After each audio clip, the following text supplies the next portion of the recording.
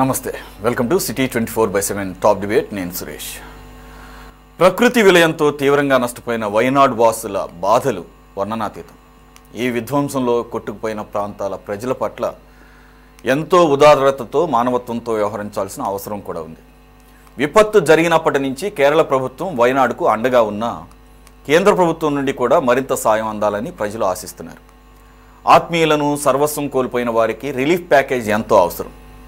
వైనాడ్ పర్యటన తర్వాత ప్రధాని మోదీ ఎలాంటి సాయం ప్రకటన చేస్తారో అని కేరళ ఆసక్తిగా ఎదురుచూస్తోంది.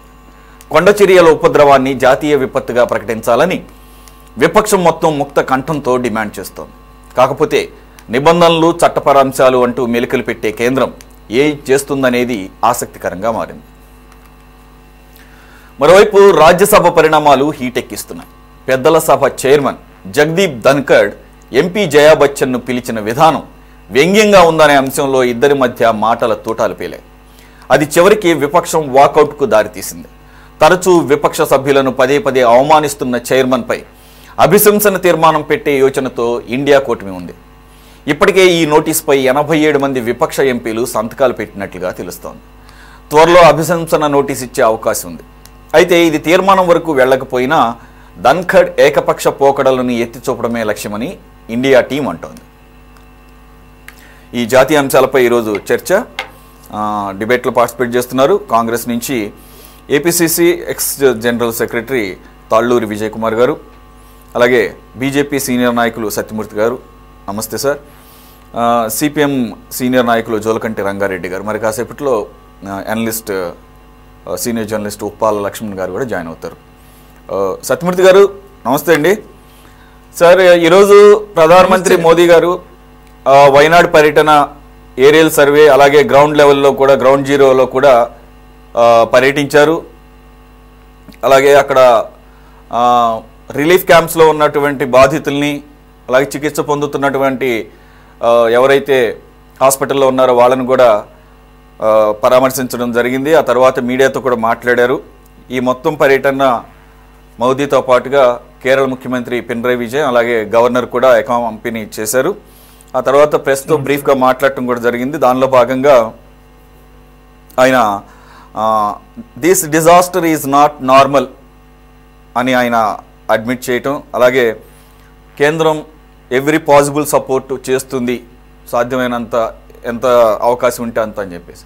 అయితే విపక్షం, పర్టికులర్గా కాంగ్రెస్ పార్టీ, అలాగే విపక్షాలు ఇది జాతీయ విపత్తుగా ప్రకటించాలని చెప్పేసి డిమాండ్ చేస్తున్నారు. మార్నింగ్ బయలుదేరే టైంకే ప్రధానమంత్రి మోదీ గారు, రాహుల్ గాంధీ గారు ఆయన్ని స్వాగతిస్తూ మీ పర్యటనను స్వాగతిస్తున్నాము, ఎట్ ది సేమ్ టైం పర్యటన తర్వాత మీరు జాతీయ విపత్తుగా ప్రకటిస్తారని ఆశిస్తున్నామని చెప్పేసి అంటున్నారు. సార్, ఎంతవరకు అవకాశం ఉంది సార్? ఎందుకంటే ఇట్స్ ఏ బిగ్ డిజాస్టర్. కనీవిని ఎరుగని రీతిలో దాదాపుగా 400 మంది అంటున్నారు. నంబర్ విషయంలో ఇంకా కూడా క్లారిటీ రాలేదు. 400 మంది చనిపోయారు, వేల మంది నిరాశ్రయులైనటువంటి పరిస్థితి. ముందుగా మీకు, ప్యానల్ ఉన్న మిత్రులకి నమస్కారం సార్. ఇది ఖచ్చితంగా ఒక పెద్ద విపత్తే, మనం కాదనడానికి లేదు. ఇప్పుడు మీరు సంఖ్య 400 కాకపోయినా 300 పైగా అధికారికంగా ధృవీకరించారండి. బహుశా ఇంకా సంఖ్య పెరిగే అవకాశం కూడా ఉంది. 300+ అయితే అది అఫీషియల్ కన్ఫర్మేషన్ అయినటువంటి ఫిగర్. అలాగే కొన్ని hundreds of, maybe thousands of houses they have lost and so many people actually got affected with this. కాబట్టి ఇది ఖచ్చితంగా అడగటం తప్పేం కాదు. కానీ ఒక విషయం ఇక్కడ మీకు గుర్తు చేస్తాను మీకు. ఎందుకంటే ఇప్పుడు మనకి ఆయన మోడీ గారు వెళ్ళటం అనేటువంటిది ఒక మంచి పరిణామం అని అందరం కూడా మనం అభినందించాల్సినటువంటి విషయం. అలాగే ఆయన వ్యక్తిగతంగా ఆయన వాళ్ళని పరామర్శించారు. అక్కడికి వెళ్ళి ఆ కొండ ప్రాంతానికి కూడా ఆయన ట్రెక్కింగ్ వెళ్ళి చేశారు. కాబట్టి ఖచ్చితంగా మనం మోడీ గారిని అభినందించాల్సిన విషయంలో. అలాగే వాళ్ళు అక్కడ ఉన్నటువంటి ముఖ్యమంత్రి, అలాగే గవర్నర్ కూడా వారిని అకంపెనీ కావటం, ఇవన్నిటిని కూడా ప్రాక్టికల్ గా అసెస్ చేయడం జరిగింది. ఇప్పుడు మీరు అన్నారు, మీ ఓపెనింగ్ రిమార్క్స్ లో మీరు ఒక మాట వాడారండి, దీన్ని వాళ్ళు నిర్లక్ష్యం చేస్తారనేటువంటి టోన్ లో మీ యొక్క కామెంట్ ఉంది. నేనేం దాన్ని తప్పు పట్టట్లేదు, ఎందుకంటే అది మీ సహజమైనటువంటి ఇది కాబట్టి తప్పు లేదు అది. కానీ కేంద్ర ప్రభుత్వం ఆ యొక్క ఏదో ఆ నిధులకి, ఎన్డీఆర్ఎఫ్ నిధులకి అడిషనల్ గా ఒక 150 crores రిలీజ్ చేసిందండి. అడ్వాన్స్గా. సో ఇది కూడా మనం గమనించాలి. అయితే ఇక్కడ మీరు కాంగ్రెస్ పార్టీ డిమాండ్ విషయంలో ఒక విషయాన్ని మనం నోట్ చేయాలి. ఎందుకంటే ముళ్లపల్లి రామచంద్రన్ అనేటువంటి ఆయన ప్రభుత్వం చెప్పినటువంటి జవాబు వీళ్ళ డిమాండ్కి 2013లో యూపీఏ గవర్నమెంట్ యూపీఏ 2 ఉన్నప్పుడు ఇలాంటి విపత్తులు వచ్చినప్పుడు ఎటువంటి ఒక న్యాచురల్ డిజాస్టర్ని నేషనల్ అంటే మనకి ఒక ప్రకృతి యొక్క వైపరీత్యాన్ని జాతీయ వైపరీత్యంగా మనం ప్రకటించడంలో ఏంటి నామ్స్ అని చెప్పి పార్లమెంట్ లో చర్చ జరిగినప్పుడు ఆయన చాలా క్లియర్ గా చెప్పారు. యూపీఏ ప్రభుత్వాన్ని రిప్రజెంట్ చేస్తూ అప్పుడు MOS, I think is MOS home affairs, Mullappally Ramachandran, he belong to Kerala. ఆయన చెప్పింది ఏంటంటే, అంటే అది కోఇన్సిడెన్స్ అనుకోండి, అది కేరళనా అది లేకపోతే ఇంకొక స్టేట్ అవుతున్నా అని పక్కకి పెడితే, ఏదైనా ఒక న్యాచురల్ డిజాస్టర్ ని నేషనల్ డిజాస్టర్ గా చేయడానికి రూల్స్ అనుమతించు అని చెప్పేటువంటి సమాధానాన్ని యూపీఏ ప్రభుత్వం సంబంధించినటువంటి మంత్రి చెప్పాడు. అంటే అదే నామా అని మనం కాదు, ఖచ్చితంగా వాళ్ళు ఏదైనా అవకాశం ఉంటే ఏ రకమైన సహాయం చేయాలి అనేటువంటిది మనం చూడాలి. సో కాబట్టి దీని ఏదో ఒక ఇష్యూ కింద చేసి, మీరు ఇందాక ధన్కర్ గారి ప్రస్తావన కూడా తీసుకొచ్చారు కాబట్టి చెబుతాను, జగదీప్ ధన్కర్ బార్ మీద వీళ్ళు వ్యక్తిగతమైనటువంటి ఆ టాపిక్ మనం నెక్స్ట్ హాఫ్ అన్ అవర్ లో తీసుకుందాం సార్. మనం ప్రస్తుతానికి అయితే వైనాడుకి, ఎందుకంటే మీరు దాన్ని కదిపారు కాబట్టి చెబుతున్నా నేను. వీళ్ళు ఒక వ్యక్తిగతమైన ద్వేషాలు తీసుకుని ఈ యొక్క విపత్తుని వాళ్ళు రాజకీయాల కోసం వాడుకుంటున్నారు. ఇది నేను చెప్పబోయేటువంటి point. Okay sir, okay, right, fair enough. మీరు చెప్పిందంత దాంట్లో ఏంటంటే, నేను ఓపెనింగ్ రిమార్క్స్ గురించి అన్నారు కాబట్టి అదేంటంటే తప్పుపట్టడం కాదు సార్. అది అంటే జనరల్ గా ఏంటంటే మీరు అన్నది మీరు అన్నారు కేంద్ర ప్రభుత్వం సహజంగానే మొండి చేసి చూపిస్తున్నట్టు ఒక భావన వచ్చే మాట మాట్లాడారు. నేను సార్, నేను I'm not pinpointing you sir, I'm just telling you, కేంద్ర ప్రభుత్వానికి అన్ని రకాలుగా ఆదుకోవాలి, ఆదుకుంటుంది కూడా, వాళ్ళకి ఎక్కువగానే సహాయం చేయాలి. ఇప్పుడు మనకు కూడా అనేకమైన విపత్తులు వచ్చినాయి, హుదూద్ వచ్చింది, అలాగే దేశంలో అనేకమైన చోట్ల జరుగుతుంటాయి. అవును సార్, అదే ప్రభుత్వానికి యూపీఏ హయాంలో కేంద్రం ఇదే విధంగా సాయం చేయాలి, చాలా లిబరల్ గా చేయాలి. నేను ఆ వాయిస్ తో కూడా కలుపుతాను. ఇప్పుడు మన దగ్గర నుంచి కూడా కొంతమంది చాలా ఉదారంగా, ఉదాహరణకి చిరంజీవి గారు ₹1,00,00,000 విరాళం ప్రకటించినట్టుగా నేను నిన్న మీడియాలో చూశాను. అలా మనం కూడా చాలా ఉదారంగా మొత్తం దేశం యావత్తు కూడా స్పందించాల్సిన అవసరం ఉన్నది. ఇది ఒక కేరళకు సంబంధించి ఏదో వైనాడు, అది ఒక రాహుల్ గాంధీ నియోజకవర్గం కాబట్టి ఇది అశ్రద్ధ చేస్తారనేటువంటి మాటలు కూడా మాట్లాడేటువంటి అవకాశాలు కూడా ఉన్నాయి. కాబట్టి అలా అని కాకుండా అది వెరీ అన్ఫార్చునేట్. దేశంలో ఎక్కడ ఏ పార్టీ రిప్రజెంటేషన్ అయినా అది మన దేశంలో భాగం, అది అందరి బాధ్యత కూడా అది. కాబట్టి న్యాచురల్ డిజాస్టర్స్ అనేది కొంతమందికి శాపంగా మారుతుంది. కాబట్టి వాళ్ళని ఆదుకోవాల్సిన బాధ్యత అన్ని రాష్ట్ర ప్రభుత్వాలకి ఉంటుంది, ప్రజలుగా ఉంటుంది, కేంద్ర ప్రభుత్వానికి కూడా ఇంకెక్కువ బాధ్యత ఉంటుంది. ఆ యాంగిల్ నాకు ఒక రిక్వెస్ట్ ఏంటంటే, నేను జర్నీలో ఉన్నాను సార్, బట్ డెఫినెట్లీ నేను జాయిన్ అవుతూ వింటూనే ఉంటాను. నేను కనిపించకపోవచ్చు, నో ప్రాబ్లం, బట్ మిమ్మల్ని వింటూనే ఉంటాను సార్. దయచేసి నన్ను పర్మిట్ చేయండి. Okay, thank you sir, thank you. Right sir, అది మీరు రాజ్యసభ ధన్కర్ టైంకి మీరు అవైలబుల్గా ఉంటే సరిపోతుంది సార్. తప్పకుండా సార్, తప్పకుండా. ఓకే సార్, రంగారెడ్డి గారు, ఇప్పుడు ఏదైతే బీజేపీ నాయకులు సత్యమూర్తి గారు అన్నారో అందరూ కూడా తల వేయాలని ఆల్రెడీ లెఫ్ట్ పార్టీ స్టార్ట్ చేసినాయి. ఐ మీన్ అది ఎంత అనేది పక్కన పెడితే కింది స్థాయి నుంచి, క్షేత్రస్థాయి నుంచి ఆంధ్రప్రదేశ్లోనే సిపిఐ సిపిఎంలు వైనాడ్ రక్షణ నిధి కింద స్టార్ట్ చేశారు. సరే, లెఫ్ట్ పార్టీస్ ఎప్పుడు కూడా ఆ విషయంలో ముందు అడుగులోనే ఉంటాయి. ఈరోజు ప్రధానమంత్రి వైనాడ్ పర్యటన మీద మీ అబ్జర్వేషన్ ఏంటి? అలాగే విపక్షాలు అడుగుతున్నట్టు, డిమాండ్ చేస్తున్నట్టు జాతీయ విపత్తుగా ప్రకటించాలని ఇప్పుడే సత్యమూర్తి గారు చెప్పారు. అఫ్ కోర్స్ రూల్స్ ప్రతిదానికి ఉంటాయి, అది కూడా యూపీ హయాంలోనే ఫ్రేమ్ చేశారు. కాబట్టి న్యాచురల్ డిజాస్టర్ని నేషనల్ డిజాస్టర్గా ప్రకటించే అవకాశం నిబంధనల ప్రకారం ఉంటుందా లేదా అనేది కొద్దిగా సందిగ్ధం కనబడుతుంది. మరి ఇవన్నీ తెలిసే మరి డిమాండ్ చేశారా, తెలవక డిమాండ్ చేశారు, పర్టికులర్గా రాహుల్ గాంధీ? మీరేమంటారు సార్? ఇప్పుడు అకస్మాత్తుగా ప్రకృతి నుంచి వచ్చినటువంటి నష్టం ఇది. ఎవరు కూడా ఊహించినటువంటి పద్ధతుల్లో చాలా పెద్ద ఎత్తున 300-400 మంది ప్రాణాలు కోల్పోవటం కానీ, తర్వాత వందలాది ఇండ్లు, వేల ఇండ్లు కూడా ధ్వంసం కావటం అనేది జరిగింది. చాలా పెద్ద నష్టం జరిగింది. ఈ నష్టం జరిగినప్పటి నుంచి కూడా కేరళ వామపక్ష ప్రభుత్వం, ముఖ్యమంత్రి గారు, మంత్రులు, ఎమ్మెల్యేలు అందరూ కూడా వాళ్ళని ఆదుకోవటానికి అన్ని రకాల ప్రయత్నం చేస్తా ఉన్నారు. దేశవ్యాప్తంగా కూడా అనేక మంది స్వచ్ఛందంగా ముందుకొచ్చి కూడా ఎవరికి వాళ్ళు సినిమా యాక్టర్స్ కానివ్వండి, ఎవరికి వాళ్ళే మానవతా దృష్టితోటి ఆ రకంగా సహాయం అందించడం అనేది జరుగుతుంది. ముఖ్యమంత్రి సహాయ నిధికి అందించడం జరుగుతుంది. తర్వాత ఇప్పుడు మా వామపక్ష పార్టీలకు సంబంధించిన కార్యకర్తలు కూడా దేశవ్యాప్తంగా మరి ఎక్కడికక్కడ ప్రజల దగ్గరికి వెళ్ళి కూడా విరాళాలు సేకరిస్తా ఉన్నారు. ఇదంతా అందరూ ఆదుకోవాల్సినటువంటి సందర్భం. కాబట్టి కేంద్ర ప్రభుత్వం దీన్ని జాతీయ విపత్తిగా గుర్తించి మరి జరిగినటువంటి నష్టం మళ్ళీ భర్తీ కావాలంటే పెద్ద ఎత్తున ఏంటంటే వాళ్ళు నిధులు కేటాయించవలసినటువంటి అవసరం ఉంది. ఎందుకంటే ప్రజలు కానీ లేకపోతే స్వచ్ఛంద సేవకులు కానీ వీళ్ళంతా చేసేది మామూలుగా ఏంటంటే వాళ్ళకు ధైర్యాన్ని ఇవ్వటానికి, కొంత ఆదుకోవటానికి ఎంతో కొంత ఉపయోగపడుతుంది. కానీ ఏంటంటే వేల కోట్ల రూపాయలు కావాలి.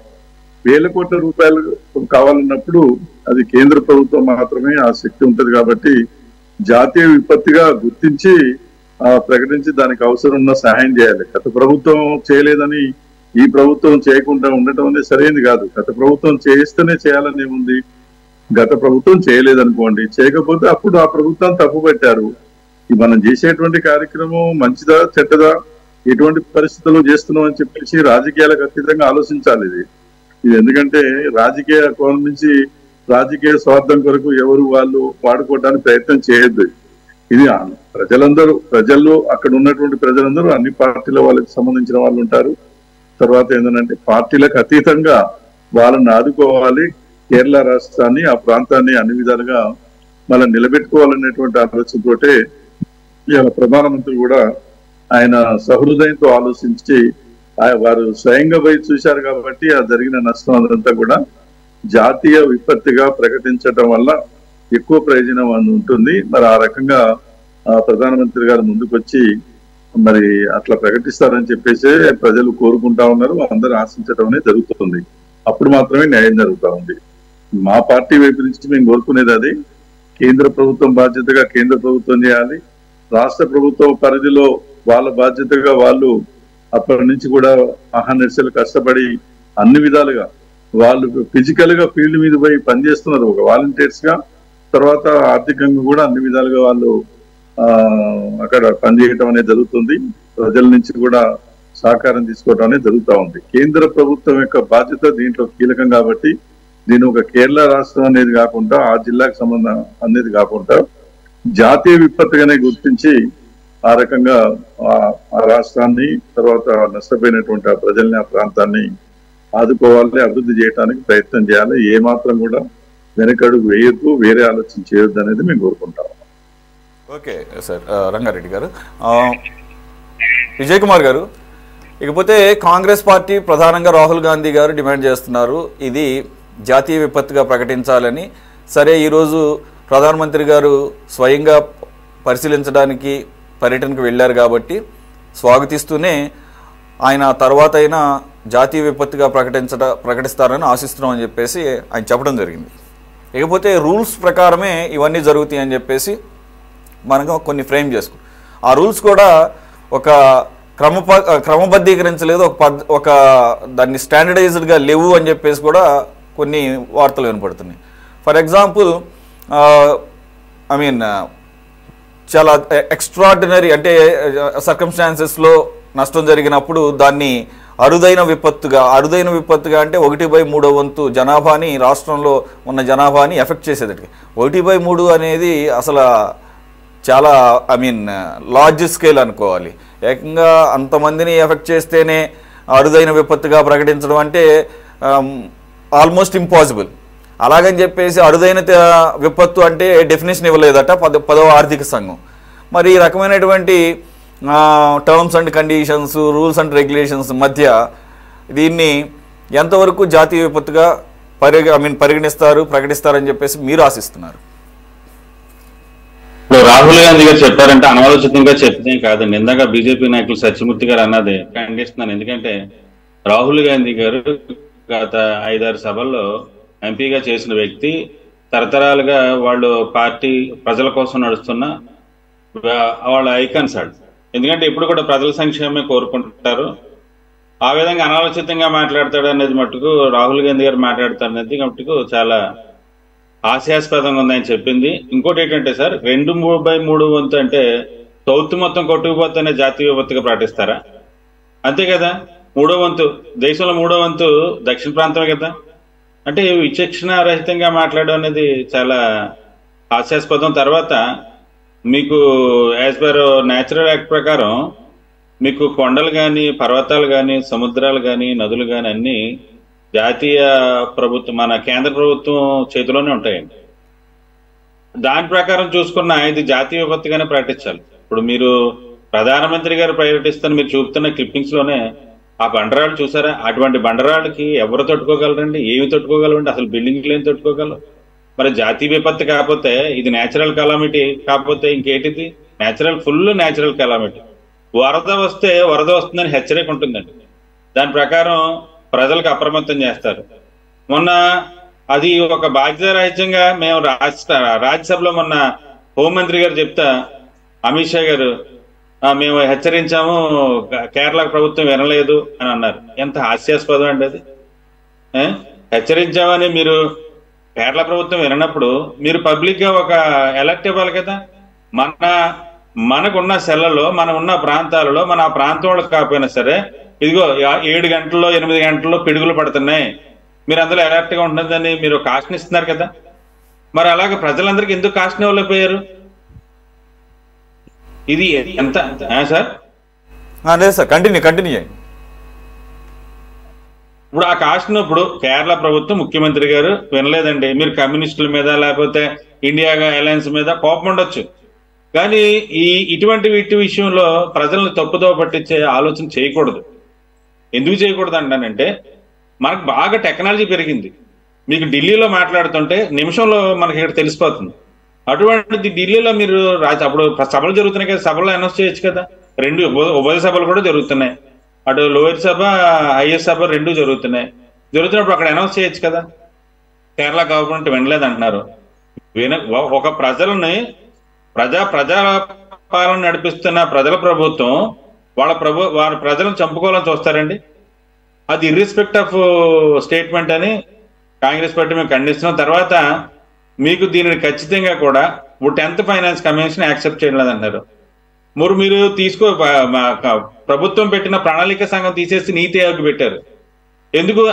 పార్లమెంటు చేసిన ఆ అమెండ్మెంట్స్ నే లేకపోతే ఆ తీర్మానాలనే తప్పించుకోవడానికి చేశారు. ఇది అంతే. మీకు చట్టాలు మనుషుల కోసం ప్రజల కోసం, ప్రభుత్వాల కోసం రూపొందినాయి సార్. అవి మనం ఎప్పుడు కూడా దాన్ని అమెండ్ చేసుకోవచ్చు. రాజ్యాంగాన్ని మనం అమెండ్ చేసుకున్న పరిస్థితులు ఉన్నప్పుడు ఫైనాన్స్ కమిషన్ మనం అమెండ్ ఎందుకు చేసుకోలేం? ఇది తప్పించుకోవడం కాకపోతే రాహుల్ గాంధీ గారు చేస్తున్న డిమాండ్ కాంగ్రెస్ పార్టీగా, దేశంలో ఉన్న కాంగ్రెస్ పార్టీ అందరిది కూడా అదే అభిప్రాయం.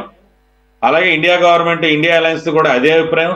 ఖచ్చితంగా అది ప్రకృతి ఇచ్చిన ఆ బేభత్సం కాబట్టి మీకు కేంద్ర మంత్రి సురేష్ గోపి గారు కూడా డిమాండ్ చేశారు సాహిత్యకం అని. ఆయన బీజేపీ నాయకుడే కదా. ఆయన ఒక రాష్ట్రానికి సంబంధించిన వాడు కాకుండా కేంద్రానికి సంబంధించిన వాడుగా, కేంద్ర మంత్రిగా ఆయన డిమాండ్ కూడా కాంగ్రెస్ రాహుల్ గాంధీ గారి డిమాండ్ తో కలిపి స్వరం వినిపించారు. కాబట్టి ప్రభుత్వం తక్షణమే ఆలోచించి ఆ యొక్క రాష్ట్రానికి వచ్చిన కలామిటీ, మీకు దేశం అంతా వచ్చిందనుకోండి అప్పుడు వేరు, అప్పుడు ఒక స్వార్థంగా ఉంటుంది. ఒక రాష్ట్రాన్ని ప్రకటించాలంటే కేవలం ఆయనాన్ని దృష్టిలో పెట్టుకోకుండా, వాళ్ళందరూ కూడా కాంగ్రెస్ పార్టీ సానుభూతిని అనుకోకుండా కేవలం ప్రజల కోసం మనం చేస్తామని ఒకటి ఆలోచించాలి. మీరు ఒకటి ఆలోచించండి, కేరళ యొక్క జీడిపి మన దేశంలో హైయెస్ట్ అండి. వాళ్ళు చేసే వాళ్ళ నుంచి వచ్చే విదేశీ మార్కెట్ ద్రవ్యం మన దేశానికి ఎంతో ఉపయోగపడుతుంది. వాళ్ళని ఇన్ఫ్లుయెన్స్, వాళ్ళు సౌదీ రాజులను కూడా ఇన్ఫ్లుయెన్స్ చేసే సౌదీ రాజులు కూడా కేరళ వాళ్ళకి సానుభూతి ప్రకటిస్తారు. అలాగే కేరళ వాళ్ళు కూడా ఎప్పుడు కూడా వాళ్ళు మన దేశంలో ఎప్పుడో ఒక భాగస్వామ్యంగా ఉంటారు జీడిపిలో. తర్వాత మన సినిమా యాక్టర్లు, మన తెలుగు నుంచి సినిమా యాక్టర్లు, మన చిరంజీవి గారు కానీ, రామ్ చరణ్ కానీ, లేకపోతే ప్రభాస్ కానీ, ఇలాగా ప్రముఖ సినిమా యాక్టర్లు అందరూ కూడా దీనికోసం వాళ్ళ భాగస్వామ్యంగా ఇవ్వడం అనేది చాలా హర్షణీయం, విరాళ ప్రజలు హర్షణీయం. అలాగే కాంగ్రెస్ పార్టీ కూడా పిలిపించింది దేశవ్యాప్తంగా అందరికీ.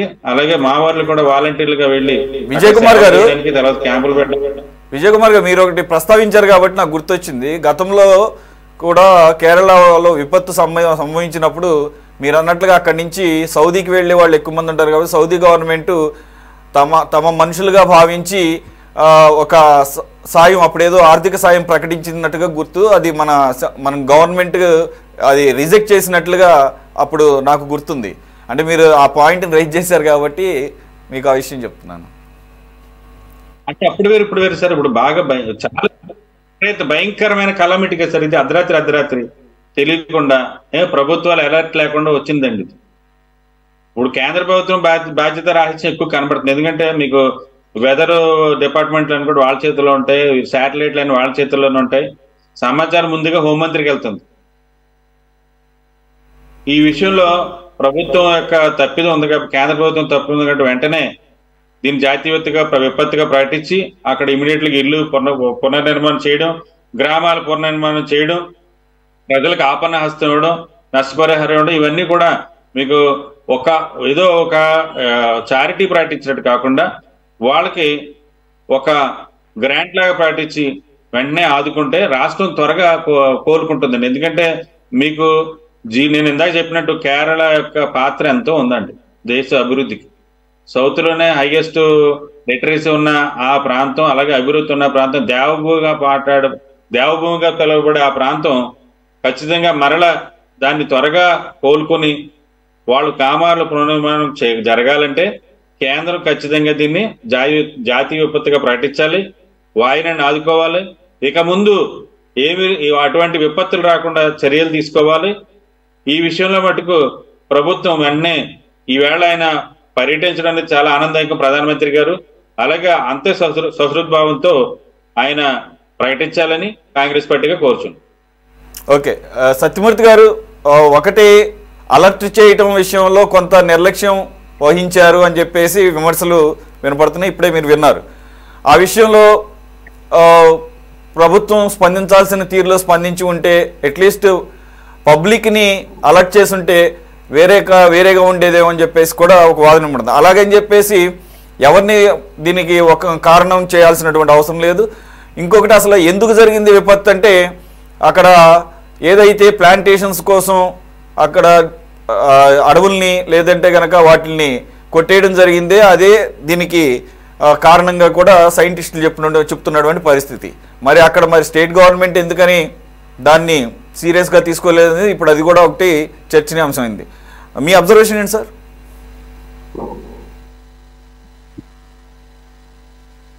సత్యమూర్తి గారు.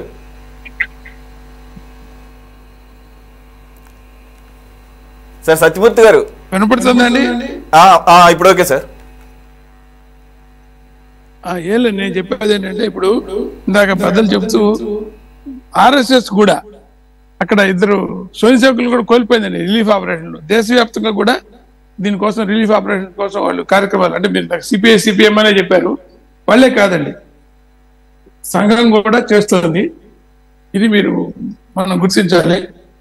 ఎందుకంటే ఇది వారంత ఖచ్చితంగా ఆలోచించచ్చు, కానీ ఇది ఎవరు అనేటువంటిది కంటే కూడా ఒక మానవత్వం మీద ఆలోచించేటువంటి విషయం కాబట్టి, ఏదో వాళ్ళు అక్కడ కమ్యూనిస్ట్ ఉంది, ఇండి బ్లాక్ ఉంది అని కాదు. ఒక్క నిమిషం అండి, 1 minute. I will continue in 1 minute. బాగున్నారు సార్. ఈ లోపల నేను రంగారెడ్డి గారితో మాట్లాడు. సార్ రంగారెడ్డి గారు, ఇప్పుడు ఈ అలర్ట్ చేయడం విషయంలో కొంత డిలే జరిగింది, అంత దాన్ని ఏమంటారు, యాక్టివ్గా ఉండాల్సినటువంటి ఇది కనపడలేదని చెప్పేసి కూడా కొన్ని విమర్శలు వస్తున్నాయి. లేదు, మేము అలర్ట్ చేశాము, స్టేట్ గవర్నమెంటే నిర్లక్ష్యం వహించిందని చెప్పేసి సెంటర్ అంటోంది. మరి దీన్ని ఎలా చూడాలి ఇంత టెక్నాలజీ ఉన్న సమయంలో? అలాగే అసలు ఈ విపత్తు జరగడానికి ప్రకృతి హననం అనేది కూడా కారణంగా చెప్తున్నారు. ఇప్పుడు అక్కడ సర్వం కోల్పోయి ప్రజలు చాలా కష్టాల్లో ఉన్నారు, ఆదుకోవాల్సినటువంటి సందర్భం. కేంద్ర ప్రభుత్వం మేము ముందే సూచన చేసాం, హెచ్చరిక చేసినాం అని అంటే మరి హెచ్చరిక కేంద్ర ప్రభుత్వం, రాష్ట్ర ప్రభుత్వం, ఈ రెండు ప్రభుత్వాలే కదా మొత్తం సమాజాన్ని నడిపిస్తుంది. కేంద్ర ప్రభుత్వం కేవలం వాళ్ళకు సూచన చేయటం, హెచ్చరిక చేయటమే కాదు కదా, అవసరమైతే మొత్తం ఇన్వాల్వ్ అయ్యి ఈ ప్రమాదం జరగబోతుంది అని చెప్పేసి ఆ రకంగా వాళ్ళు డైరెక్ట్ గా చెప్పడానికి అవకాశం ఉంటుంది, ప్రకటించడానికి అవకాశం ఉంటుంది.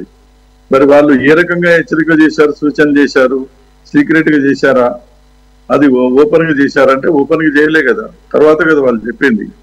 అందుకనే కేంద్రం మీద రాష్ట్రం, రాష్ట్రం మీద కేంద్రం అనేది ఇట్లా విమర్శలు చేసుకోవటం సరైనది కాదు. అది అనుకోకుండా సడన్ గా అకస్మాత్తుగా జరిగినటువంటిది. ప్రకృతి మనం చూస్తా ఉన్నాం, ప్రకృతి ఒక్కోసారి ఏంటంటే ఊహించని విధంగా కొన్ని పరిణామాలు వస్తూ ఉంటాయి. కాబట్టి ఏంటంటే అది ఎవరు గమనించలేకపోయారు అట్లా జరుగుద్దని. రాష్ట్ర ప్రభుత్వం గాక ఆ ప్రమాదం ఉంది అది భవిష్యత్తులో అని చెప్పి ముందుగాక వాళ్ళకి తెలుసుంటే తప్పకుండా వాళ్ళు చర్యలు తీసుకొని అది జరగకుండా అరికట్టడానికి అవకాశం ఉండేది. అందుకనే ఇప్పుడు కేంద్ర ప్రభుత్వం బాధ్యత కలిగినటువంటి హోమ్ మినిస్టర్ గారు ఆ విధంగా మాట్లాడటం సరైనది కాదు. ఇప్పుడు చేయవలసింది ఏంటంటే ఆ ప్రజల్ని, ఆ జరిగిన నష్టాన్ని, ఇప్పుడు ఊర్లే మొత్తం కొట్టుకుపోయినాయి, వాళ్ళకి ఇల్లు లేవు, రోడ్లు లేవు, వైద్యం లేదు, చదువు లేదు, కట్టుబట్టలు కూడా మిగలలేదు.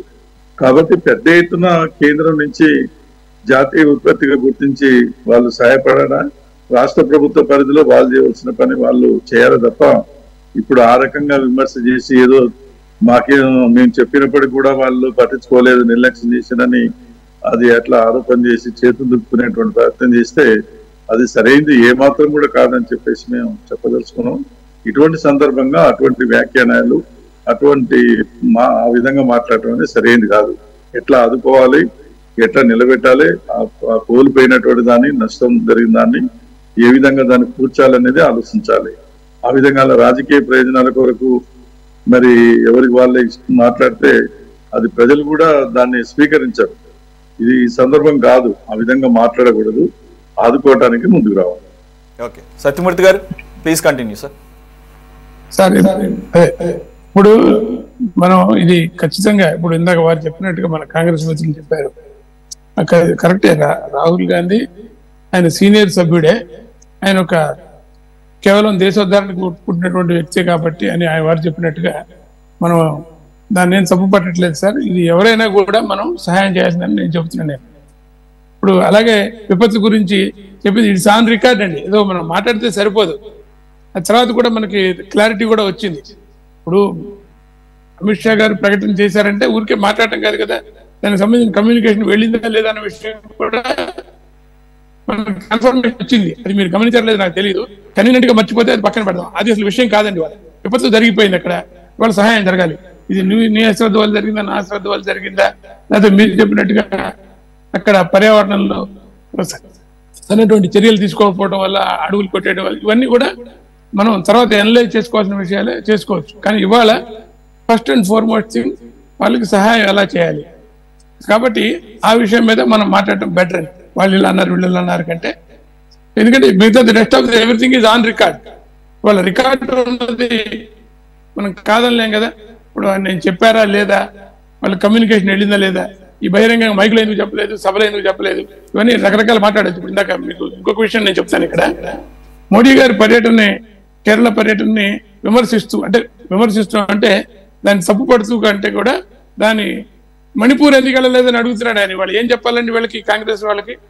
ఇప్పుడు ఇవాళ ఉన్నది విపత్తు. ఇక్కడ వయనాడు వస్తే, వయనాడు వెళ్తే జయరాం రమేష్ అనేటువంటి ఆయన ఒక స్టేట్మెంట్ ఇచ్చాడు, why Modi didn't go to Manipur అని. సో ఇవాళ ఇది సందర్భమా? కాబట్టి మనం చూడాలి ఎవరు రాజకీయం కోసం వాడుతున్నారు, ఎవరు రాజకీయాలు చేస్తున్నారు ఇవాళ అనేటువంటిది మనం క్లియర్గా గమనించాలి. ఇవాళ మోడీ గారు వ్యక్తిగతంగా ఆయన వెళ్ళి అక్కడ హాస్పిటల్లో కూడా వెళ్ళి ఆసుపత్రిలో ఉన్నటువంటి ఒక బాధితుల్ని పరామర్శించి చేసినటువంటి విజువల్స్ కూడా మరి చూపిస్తున్నారు. ఇప్పుడు మనం చూస్తున్నాం వాళ్ళు టీవీలో అటువంటి విజువల్స్ కూడా వస్తున్నాయి. కాబట్టి ఏంటంటే ఇది ఈ రాజకీయ విమర్శలు పక్కకి పెట్టి సహాయం ఎక్కువ కావాలని అడగడం తప్పు కాదు. అలాగే సహాయం ఇవ్వాలంటే జాతీయ విపత్తు అని మనం ప్రకటించాలని ఇవ్వక్కర్లేదండి. ఇవ్వచ్చు, మీరు చెప్పినట్టుగా రకరకాల నామ్స్ ఉన్నాయి, వాళ్ళకు ఉన్నటువంటి డిస్క్రిషనరీ పవర్స్ ఉన్నాయి. ప్రధాని మోడీ గారు వ్యక్తిగతంగా చూశారు కాబట్టి ఖచ్చితంగా ఈ సహాయాన్ని పెంచుతారని అనుకుందాం మనం. ఇందాక మీరు చెప్పాను నేను 150 కోట్ల రూపాయలు అడ్వాన్స్ గా కూడా రిలీజ్ చేశారు. ఇంకా అవసరమైతే ఇంకా కూడా రిలీజ్ చేస్తారు. అలాగే 10th ఫైనాన్స్ కమిషన్ అనేది ఇప్పుడు వచ్చింది కాదండి, అది యూపీఏ టైంలో నాకు తెలిసి, అంటే మనం go back and see, so అప్పుడు వచ్చింది. కాబట్టి ఇవన్నీ కూడా కొన్ని సవరణలు చేయాల్సిన అవసరం ఉంటే ఖచ్చితంగా సవరణలు చేయాలి ఏ రకమైన. కానీ ఇందాక ఒక డ్యామేజింగ్ స్టేట్మెంట్ మన మిత్రుడు కాంగ్రెస్ పార్టీ ఆయన ఇచ్చారు. ఏంటంటే మీరేం చెప్పారు, రాష్ట్రంలో 1/3 కనుక జనాభా కనుక ఎఫెక్ట్ అయితే దాన్ని జాతీయ విపత్తు కింద చేస్తారని మీరు చెప్పినటువంటిది నేను మీ స్క్రోలింగ్ లో కూడా చూశాను. నేను దాన్ని ఆయన ఎలా వక్రీకరిస్తున్నాడు చూడండి. మొత్తం సౌత్ ఇండియా కొట్టుకుపోతే చేస్తారా, సౌత్ ఇండియా నాశనం అయిపోతే చేస్తారా అని అడుగుతున్నాడు. ఏం చెప్పాలి సార్ ఇలాంటి మాటలు మాట్లాడే వాళ్ళకి, చెప్పండి నాకు. అసలు ఇలాంటి ఒక ఆలోచన, ఇటువంటి ఒక ఆలోచన ఉన్నటువంటి వ్యక్తులకు మనం ఏమైనా చెప్పగలమా? 1/3 of the state population effect అయితే దాన్ని నేషనల్ డిజాస్టర్ అంటారని మీరు చెప్తుంటే, ఒక సౌత్ ఇండియా మొత్తం పోతే చేస్తారా అని అడుగుతున్నాడు ఆయన. సో కాబట్టి ఇటువంటి ఆలోచనలు ఇప్పటి నుంచి ఎప్పటికైనా మానుకోవాలి. కాబట్టి ఇది మనం అందరం కూడా, ఇప్పుడు మీరు ఇందాక చెప్పారు, వీళ్ళు ఎవరినైతే విమర్శిస్తారో అదాని గ్రూప్ కూడా 10 కోట్ల రూపాయలు ఒకటి వ్యక్తిగతంగాను వాళ్ళ సంవత్సరాల నుంచి కూడా ప్రకటించిందండి. ఇక్కడ వ్యక్తిగతంగా ఎవరు చూడరండి, ఇది ఒక కమ్యూనిస్ట్ పార్టీయా లేకపోతే కేరళనా, ఇలా మన కమ్యూనిస్ట్ పార్టీ ప్రభుత్వం చూడరండి. మానవతా దృక్పథంతో అందరూ వ్యవహరిస్తారు. ఖచ్చితంగా భారతీయ జనతా పార్టీ కూడా ఆ రకంగానే ఆలోచించి అవసరమైన సహాయాన్ని ఎక్స్టెండ్ చేస్తుంది కూడా, ఇంకా కూడా చేస్తుంది కూడా. ఈ నమ్మకం మాకు కూడా ఉందండి. అలాగే ప్రజలు కూడా, ఇప్పుడు మీరు చెప్పారు సౌదీ గవర్నమెంట్ కూడా కొంత దీనికి అనౌన్స్ చేసింది. అలాగే లూలు కంపెనీ వీళ్ళందరూ కూడా అలా ఉదారంగా కంపెనీలు కూడా, ఒక ప్రభుత్వం అన్ని చేయలేదండి. ప్రభుత్వానికి కొన్ని లిమిటేషన్స్ ఉంటాయి, వాళ్ళు చేయగలిగినంత చేస్తారు. మొత్తం సమాజం మొత్తం కూడా స్పందించాలి, దేశం యావత్తు కూడా స్పందించి, ఇప్పుడు ఎందుకు ఎలా ఈ కమ్యూనిస్ట్ పార్టీలు ఎలా అయితే ఇక్కడ కలెక్ట్ చేస్తున్నాయని చెప్పారో ఆ రకంగా ఆర్ఎస్ఎస్ కూడా దేశవ్యాప్తంగా వీటికి సహాయ కార్యక్రమాల్లో పాల్గొంటుంది. 2 స్వయం సేవకులు చనిపోయారు సార్, మీ దృష్టికి వచ్చిందో లేదో సురేష్ గారు నాకు తెలియదు. 2 స్వయం సేవకులు ఆ సహాయ కార్యక్రమాల్లో పనిచేస్తూ చనిపోయారు. కాబట్టి ఎప్పుడు కూడా మానవతా దృక్పథంతో స్పందించేటువంటి ఒక సంస్థ రాష్ట్రీయ స్వయం సేవక సంఘం. కాబట్టి ఈ విమర్శలు మనం పక్కకి పెట్టి ఈ మానవతా దృక్పథంతో సహాయం చేయాలని చెప్పి ఆ సహాయ కార్యక్రమాలకు అందరూ కూడా తోడ్పడాలని మనం కోరుకుందాం. రాజకీయాల తర్వాత చేసుకుందాం. రాజకీయాలు చేసుకోవడానికి మనకు అనేకమైనటువంటి సందర్భాలు ఉన్నాయి, వాటిని అప్పుడు మనం రాజకీయం చేసుకోవచ్చు. మళ్ళీ ఎన్నికలు వస్తాయి, ఎన్నికలు అయిపోయినాయి ఇప్పుడు ఆల్రెడీ. Right, okay. రకరకాల ఎన్నికలు మన దయ వల్ల ప్రతి సంవత్సరం వస్తూనే ఉంటాయి. అప్పుడు రాజకీయాలు చేసుకుందాం. ఇప్పుడు మాత్రం సహాయం గురించి మాత్రం మాట్లాడితే విద్యతో ఉంటుందని చెప్పి నా అభిప్రాయం సార్. రైట్, లక్ష్మణ్ గారు టైంకి జాయిన్ అయ్యారు. Sir am I audible sir? పర్లేదు సార్, పర్లేదు. మనం ఇంకా ఫస్ట్ టాపిక్ లోనే ఉన్నాము. వైనాడ్ పిఎం విజిట్ ఈరోజు, అలాగే విపక్షం పర్టికులర్గా కాంగ్రెస్ డిమాండ్ చేస్తుంది జాతీయ విపత్తుగా. ఆ అంశం మీద మనం మాట్లాడుతున్నాము. క్లుప్తంగా మీరు ఒక 3 నిమిషాల పాటు దాన్ని కేటాయిస్తే will shift to the issue of Rajya Sabha chairman and Jaya Bachchan. ప్రకృతి విపత్తులు జరిగినప్పుడు ఏదైతే దానికి సంబంధించిన శాఖ ఉందో అంటే నేషనల్ డిజాస్టర్ మేనేజ్మెంట్ కొన్ని నియమ నిబంధనలు రూపొందించి ఉన్నారు. దాని ప్రకారము స్టేట్ గవర్నమెంట్ నుంచి రిపోర్ట్స్, అలాగే సెంట్రల్ గవర్నమెంట్ కూడా ఒక టీమును పంపించి రిపోర్ట్ తెప్పించుకుంటుంది. అయితే వెంటనే ఆర్థిక సహాయం అయితే చెయ్యాలి. ఎందుకంటే రాష్ట్ర ప్రభుత్వాలు అనుకోని సంఘటనలు జరిగినప్పుడు ఖచ్చితంగా కేంద్రం ఆదుకోవాల్సినటువంటి బాధ్యత అయితే ఉంది. సరే, ప్రైమ్ మినిస్టర్ గారు వెళ్ళారు, చూశారు, మరి నిర్ణయం ఏం తీసుకుంటారో రేపట్లో తెలుస్తుంది. అక్కడ